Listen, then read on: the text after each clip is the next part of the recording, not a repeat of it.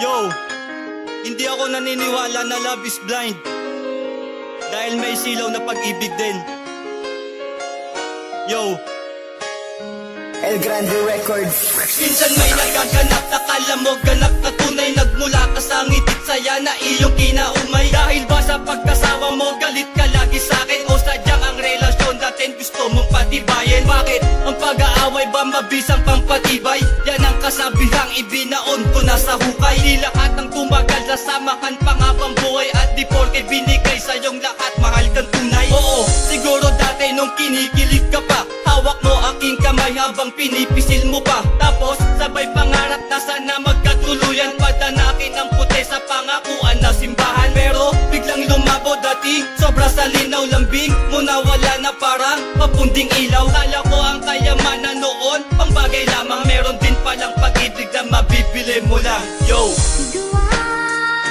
hindi po lahat ng rapper ay adik, nalulungkot lang. At kung merong sumasaya, meron din pong nasasaktan.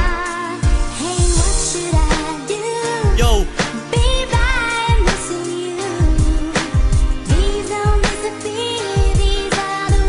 last verse.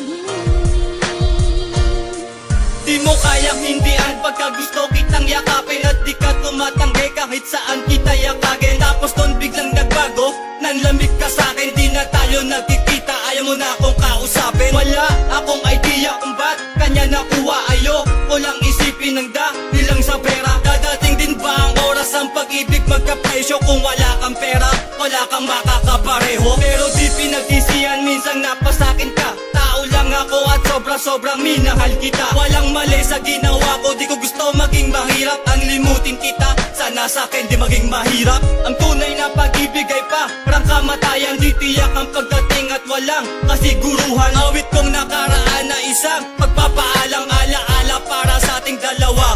Paalam. At pag hindi sinabing mayaman, sa pera lang. Ang tunay na mayaman ay yung taong marunong magmahal. Yo, sana nakarelate kayo sa awit kong to. Isang pangyayari na hindi ko kayang kalimutan.